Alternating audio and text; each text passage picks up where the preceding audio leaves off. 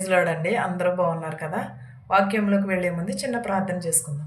స్తుతులపైన ఆశ్రయుడైన దేవా, నీకు వందనములు, నీకు స్తోత్రాలు నాయనా. గడిచిన కాలమంతే మమ్మల్ని కాచి కాపాడి సజీవ రెక్కలలో ఉంచినందుకు నీకు లెక్కలేని స్తోత్రాలు నాయన ప్రభ. మా హృదయంలో మార్చు, మా మనసులో మార్చుమని అడుగుచున్నాం ప్రభ. వేషధారుల వలె కాకుండా నీతిమంతులుగా నీ సన్నిధిలో నిలవబెట్టుకోమని అడుగుచున్నాం ప్రభ. నేను వాక్యం విని వాక్యం ద్వారాగా ప్రభ నీ సన్నిధిలో మేము నడుచుటకు సహాయం చేయమని అడుగుచున్నాం ప్రభ. ఇక్కడుండి నేనే మాట్లాడేది నేను గాని ప్రభ, మాట్లాడించేది నీవు నాయన ప్రభ. నా యందుండి మాట్లాడమని అడుగుచున్నాం ప్రభ. మీరేమైతే నా నోట పలికించాలనుకున్నారో అవి పలికించమని అడుగుచున్నాను ప్రభ. వాక్యము విని ప్రతి ఒక్కరును కూడా ప్రభ మారు మనసు పొందుటకు సహాయం చేయమని అడుగుచున్నాం ప్రభ. ప్రతి ఒక్కరికి విరిగి నలిగిన హృదయమును దయచేయమని అడుగుచున్నాం ప్రభ. వినుచున్న వారికి, చూచుచున్న వారికి, ప్రతి ఒక్కరికి మారు మనసు దయచేయమని అడుగుచున్నాను తండ్రి. ఆమేన్.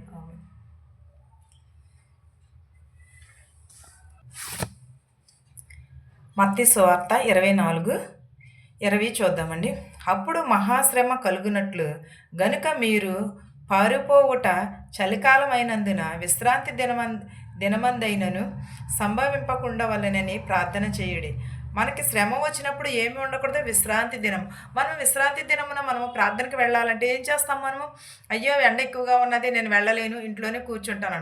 అయ్యో నాకు బట్టలు ఉన్నాయి, లేకపోతే చుట్టాలు వస్తున్నారు, లేకపోతే నాకు అనేకమైన పనులు ఉన్నాయి అని అన్న. ఒక దినము గడుపుట కంటే 1000 దినములు శ్రేష్టమని చెప్పి ఉన్నాడు కదా. అంటే మనము ఒక దినము గడపటానికి, దేవుడిచ్చిన సమయాన్ని దేవునితో గడపటానికి మనకి అనేకమైన సాకులు వస్తూ ఉంటాయి, అనేకమైన అడ్డంకులు వస్తూ ఉంటాయి. కానీ మనం ఏం చేయాలి? ఒక్క గంట దేవునికి 24 గంటలు ఒక గంట అయినను దేవునికి ఇవ్వలేమా? దేవుని ఇచ్చిన సమయాన్ని దేవునికే ఇస్తున్నాం కదా మనము.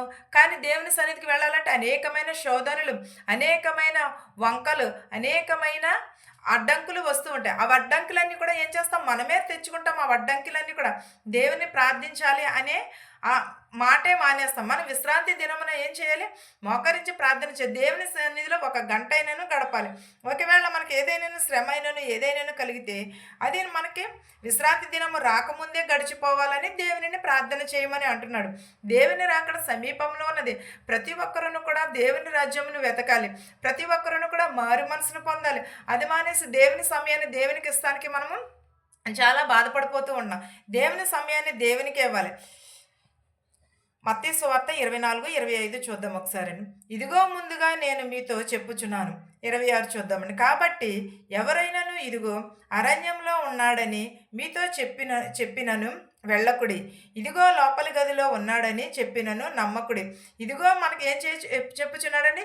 ఇదిగో మీకు నేను ముందుగానే చెప్పుచున్నాను.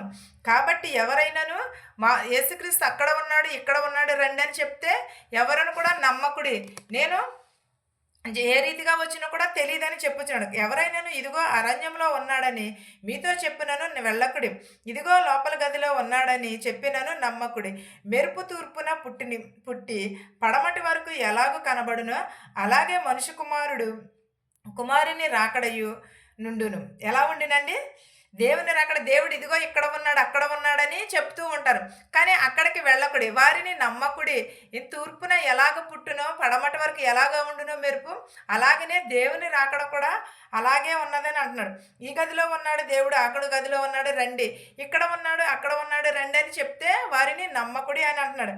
నమ్మకోకుండా వారిని ఏం చేయమంటున్నాడు? మీరు నమ్మకుడి. మెరుపు తూర్పును పుట్టిన పడమటి వరకు ఎలాగ కనబడునో అలాగనే మనిషి కుమారుని రాకడ కూడా అలాగే ఉన్నదని చెప్పుచున్నాడు. తూర్పున ఉదయించే సాయంకాలం మనకు అస్తమయం వరకు కూడా కాదు. మెరుపు ఎలా వస్తుందండి? మెరుపు ఒక్కసారి ఇలా మెరిచి అలా వెళ్ళిపోతుంది. అలాగే దేవుని రాకడ కూడా అలాగే ఉన్నది. ఎందుకంటే బుద్ధి కలిగిన కన్యకులు ఏం చేశారు? వారు దివిటీలు పట్టుకుని ఎదురు చూశారు. బుద్ధి లేని కన్యకులు ఏం చేశారు? దేవుడు వస్తాడులే అని నిద్రపోయారు. కానీ దేవుడు వచ్చాడు, వారికి సిద్ధపడి ఉన్న వారిని ఆయన రాజ్యంలో తీసుకున్నారు. కానీ సిద్ధపాటు లేని వారు, అయ్యా ఒక్కసారి తలుపు తీయమంటే మీరెవరో నేను ఎరుగనే అనేను. కానీ మనం ఎలా కలిగి ఉండాలి? బుద్ధి కలిగిన కన్యకుల వల్లే మనం ఎదురు చూడాలి దేవుని రాకడ కొరకు. దేవుడి రాకడ సమీపంలో ఉన్నది. మనిషి కుమారుని రాకడా ఉండును. ఎలా ఉండును? అలాగనే మెరుపు ఎలాగ పుట్టునో అలాగనే మనిషి కుమారుడిని రాకడ కూడా ఉండును అని అంటున్నాడు. పిడుగు ఎక్కడ ఉన్నదో అక్కడే గెద్దలు ఉండు. ఏంటదండి? పీనుగు ఎక్కడైతే ఉన్నదో అక్కడే గెద్దలు కూడా ఉండేవి. అంతే కదండి, ఏదైనా మనం ఒక చిన్నది ఏదైనా పడేసామనుకో కాకులు ఎలా గుమిగూడిపోతాయి, అలాగనే దేవుని రాకడ కూడా అలాగే ఉన్నదండి. అక్కడ గెద్దలను ఉండును. ఆ దినములు శ్రమ ముగిసిన వెంటనే చీకటి సూర్యుడిని కమ్మును, చంద్రుడు కాంతిని ఇయ్యడు, ఆకాశము నుండి నక్షత్రములు రాలును, ఆకాశమందలి భక్తులు కదిలింపబడెదరు. ఆ దినమున ఏమున్నది, ఆ దినమున శ్రమ కలుగును. దేవుని రాకడ వచ్చినప్పుడు ఏం కలుగుతుంది, మనకి శ్రమ వస్తుంది, భూకంపములు వస్తాయి, అక్కడక్కడ కరువులు వస్తాయి, అక్కడక్కడ యుద్ధములు జరుగుచున్నవి కదండి. ఇప్పుడు మనకి భూకంపములు, యుద్ధములు ఇవన్నీ కూడా జరుగుచున్నవి. ఇందువలన ఇవన్నీ కూడా దేనికి రుజువు, దేవుని రాకడ సమీపంలో ఉన్నది. దేవుని రాకడ మనకి సమీపంలో ఉన్నది కాబట్టి సిద్ధపాటును కలిగి ఉండమని చెప్పుచున్నాడు. ఇవన్నీ కూడా దేవుని రాకడకి సూచనలు. అనేకమైన మంది చనిపోతున్నారు, అనేకమైన రోగములు వచ్చుచున్నవి, ఒకరికి ఒకరికి తెలియకుండా ఒకరి ఒంట్లో ఏమున్నదో ఎవరికి కూడా తెలియట్లేదు ఈ రోజుల్లోని. కానీ పైకి అందరు మనుషులు చాలా బాగానే ఉంటున్నారు, చాలా ఎంత నీట్గా ఉంటున్నారంటే చాలా అందంగా కనిపిస్తున్నారు. కానీ లోపల ఉన్నది దేవునికి మాత్రమే తెలుసు. అనేకమైన జబ్బులతో, అనేకమైన వ్యాధులతో ఉంటున్నారు చాలామంది కూడా. పైకైతే అందరూ అనేకమైన ఇళ్లల్లో కూడా శోధనలు, వేదనలు కూడా ఉన్నాయి. కానీ అందరూ కూడా పైకి చక్కగా కనిపిస్తూ ఉంటున్నారు. కానీ అవి అయితే దేవుడు ఏమంటున్నాడు, అనేకమైన శ్రమలు రాబోచున్నాయి, నేను వచ్చే రాకడికి, నేను వచ్చే సమయానికి అనేకమైన శోధనలు, తల్లికి బిడ్డ, బిడ్డకి తల్లి ఉండదని చెప్పుచున్నాడు దేవుని. ఈరోజు ఇప్పుడు పరిస్థితి కూడా అలాగే ఉన్నది కదా. ప్రతి ఒక్కరిని కూడా ఏం చేయుచున్నారు, తల్లికి బిడ్డ లేదు, బిడ్డకి తల్లి లేదు, తల్లిదండ్రులకు భర్తకి భార్య, భార్యకి భర్త లేదు, అక్కకి చెల్లి, చెల్లికి అన్నదమ్ములు అనేది ఏదీ లేదు. ఎవరి స్వార్థాలు వాళ్ళవి, ఎవరికి వాళ్ళే, ఎవరికి వారే యమునా తీరులాగా ఉంటున్నారు. నా స్వార్థం నాది, పక్కవారి స్వార్థం, పక్కవారి కోసం ప్రేమించేవారు ఎవరును కూడా లేరు. సహోదరిని ప్రేమించేవారు ఎవరున్నారు ఈ రోజుల్లో? సహోదరి ప్రేమ కలిగి ఎవరున్నారు? ఎవరును కూడా లేరు. సహోదరి ప్రేమ కలిగి ఒక రక్త సంబంధం అవనివ్వండి, ఒకవేళ పక్కింటి వారు అవనివ్వండి, ఎవరైనాను సరే ఎవరును కూడా సహోదరి ప్రేమ కలిగి లేరు. ఎందుకంటే దేవుని రాకడికి ఇవే సూచనలు, దేవుని రాకడికి ఇవే యుద్ధంలో జరుగుచున్నవి, శ్రమలు కలుగుచుంటవి. సూర్యుడు కనిపించడు, చంద్రుడు కాంతినివ్వడని చెప్పుచున్నాడు. ఆకాశం నుండి నక్షత్రములు రాలును, ఆకాశమందలి భక్తులు కదిలింపబడుదురు. ఎక్కడ నుంచని? ఆకాశం నుండి భక్తులు కదిలింపబడుదురు. కానీ దేవుని రాకడికి నిజమైన భక్తులు ఎవరు, నిజమైన కాని వారు ఎవరును కూడా గ్రహించలేరు. అబద్ధమైన వారినే, అబద్ధ బోధకులనే వారు ఎవరైనా సరే నమ్ముతారు. నిజముగా నీతిగా బోధ చేసేవారిని ఎవరును కూడా నమ్మరు. కానీ మనం ఏం చేయాలి, ఎవరు అబద్ధకులు, అబద్ధ బోధకులు ఎవరు, అబద్ధ బోధకురాలు ఎవరు అనేది ఎవరికైనా తెలుస్తూ ఉంటుంది. మనం అంత చిన్నపిల్లలం కాదు కదా, అంత గ్రహించలేని వారు కాదు కదా. కానీ ఎక్కువ మనం ఎవరిని నమ్ముతామంటే అబద్ధ బోధకులనే నమ్ముతాము. నిజమైన వారిని ఎప్పుడును కూడా నమ్మము. మనము ఎప్పుడును కూడా నిజమైన వారిని, నిజమైన యేసుక్రీస్తు వారు మనలను రక్షించడానికి వచ్చారు అని అంటే ఎవరైనా నమ్మారా? నావోహు జలప్రళయము వస్తుంది అంటే ఎవరైనా నమ్మారా? ఎవరును కూడా నమ్మలేదు. దేవుని రాకడ సమీపంలో ఉన్నదని యోహాను అరణ్యంలో కేకలు వేసినప్పుడు ఎవరైనా నమ్మారా? వీడు పిచ్చివాడు, వెర్రివాడు అని అన్నారే తప్ప. కానీ నావోహునైతే ఏమన్నారే? పిచ్చి పట్టుకున్నది, ఇన్ని సంవత్సరాల నుంచి రానిది ఇవాళ వస్తుందా అని అడిగారు. కానీ వచ్చినది కదా జలప్రళయం వచ్చినప్పుడు తలుపు తీయమంటే తీసారా? బుద్ధి లేని కన్యకులు మేము సిద్ధపాటు కలిగి ఉన్నామని తలుపు తీయమంటే తీసారా? తీయలేదు కదా. అలాగే దేవుని రాకడ కూడా ఎలాగ వచ్చునో కూడా ఎవరికి తెలియదు. ప్రతి ఒక్కరమును కూడా మనం ఏం చేయాలి? సిద్ధపాటును కలిగి ఉండాలి. దేవుని రాకడ ఏ సమయం ముందు వచ్చినో కూడా ఎవరికి, దొంగ ఏ రీతిగా వచ్చినో అలాగే దేవుని రాకడ కూడా వచ్చును. మన ప్రతి ఒక్కరమును కూడా దేవుని రాకడ కొరకు మనము ఎదురు చూడాలి. మనము సిద్ధపాటును కలిగి ఉండాలి. మనము మారు మనసును పొంది ఉండాలి. దేవుని రాజ్యంలో ప్రవేశించాలంటే మారు మనసును పొంది ఉండాలి. మన హృదయముని ఇక్కడే మనము మార్చుకోవాలి. ఇక్కడే మనము ఈ లోకంలోనే మనము మారు మనసును పొంది ఉండాలి. ఈ లోకంలోనే మనము నిజమైన రక్షకుడు ఎవరని తెలుసుకోవాలి. మనం అబద్ధ ప్రవక్తలను నమ్ముతున్నాము కానీ నిజమైన ప్రవక్తలని మనము నమ్మట్లేదు. మనము నిజము కానీ ఏం చేయాలంటే పీనుగు ఎక్కడ ఉంటే అక్కడే గ్రద్దలు ఉంటాయి. అలాగే సూర్యుడిని కూడా, చంద్రుడిని కూడా కాంతినివ్వడని చెప్పుచున్నాడు.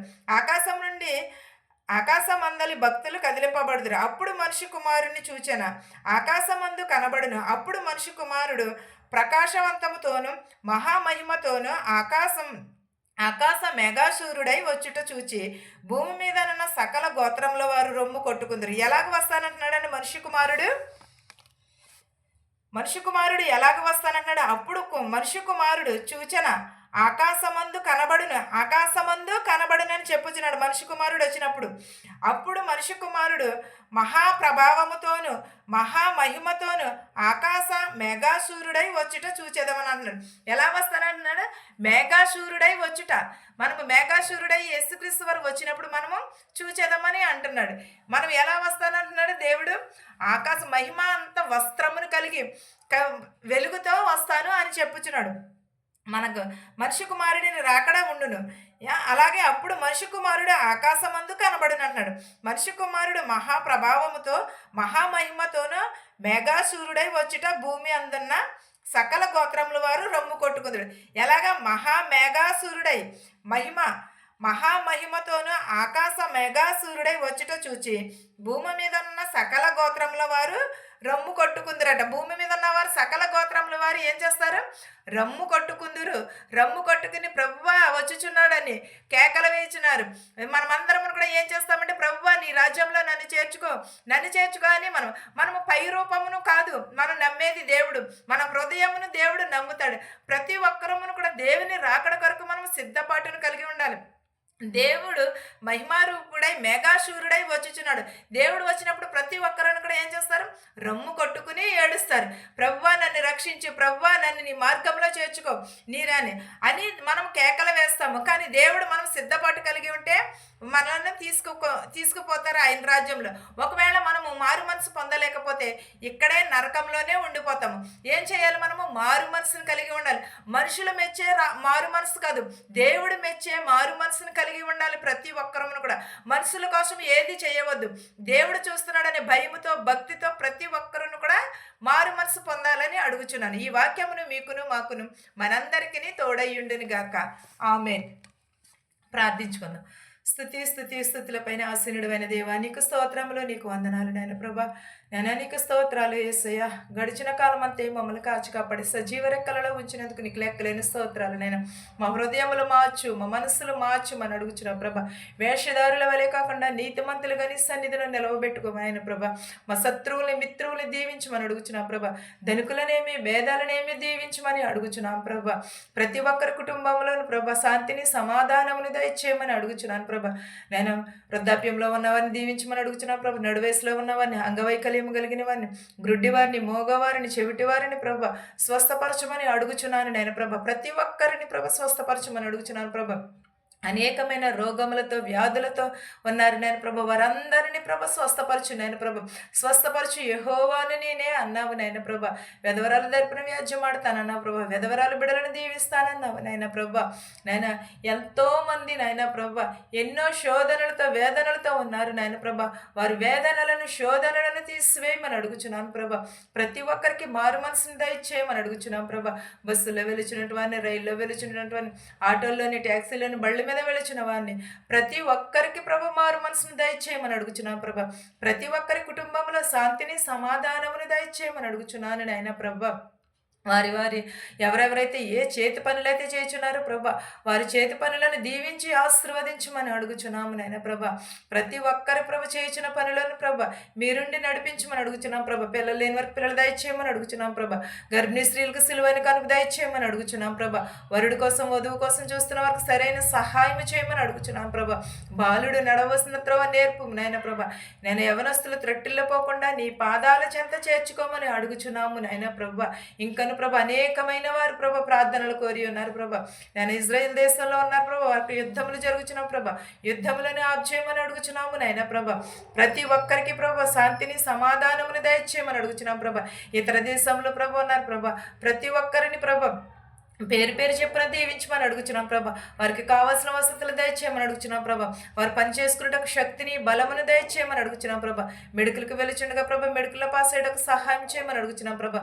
పీసీసీకి వెళుచున్నారు ప్రభా. పీసీసీ అంతట్లో మీరుండి నడిపించమని అడుగుచున్నాం ప్రభా. ఇతర దేశం వెళ్ళాలని ప్రయాణం పెట్టుకున్నారు ప్రభా. వారి ప్రయాణంలో తోడునీడగా ఉండమని అడుగుచున్నాము నాయన ప్రభా. ప్రభ వెలుచున్న వారిని, వచ్చుచున్న వారిని ప్రతి ఒక్కరిని ప్రభ దీవించమని అడుగుచున్నాము నాయన ప్రభా. ప్రతి ఒక్కరి కుటుంబంలో ప్రభ శాంతిని సమాధానం దయచేయమని అడుగుచున్నాం ప్రభా. జ్వరములతో బాధపడుచున్నారు ప్రభా. వారిని ముట్టమని అడుగుచున్నాం ప్రభా. శుభకార్యం చేసుకుంటున్న వారిని ప్రభా సఫలత దయచేయమని అడుగుచున్నాము నాయన ప్రభా. ఇంకను ఎవరినైతే మర్చిపోయి ఉంటే ప్రభా, వారందరిని కూడా దీవించి ఆశీర్వదించమని అడుగుచున్నాం ప్రభా. మా దేశాలను, మా సంఘాలను దీవించమని అడుగుచున్నాను ప్రభా. ప్రతి ఒక్కరి కుటుంబంలో శాంతిని, సమాధానముని దయచేయమని నా ప్రార్థనను నీ పాద సన్నిధికి చేర్చుకోమని అడుగుచున్నాను తండ్రి. ఆమేన్. పరలోకమందున్న మా తండ్రి, నీ నామము పరిశుద్ధపరచబడును గాక, నీ రాజ్యం వచ్చును గాక, నీ చిత్తము పరలోకమందు భూయందు నెరవేరినట్లును మా నిదినాహారము నేడు మాకు దయచేయము. మా రుణస్థులను మేము క్షమించిన ప్రకారము మా రుణములను క్షమించుము. దుష్టుని నుండి, శోధన నుండి తప్పించుము. రాజ్యమును, శక్తియు, మహిమయు నిరంతరము నీవై ఉన్నావు మా తండ్రి. ఆమెన్. ఆమెన్. అందరికీ వందనాలు.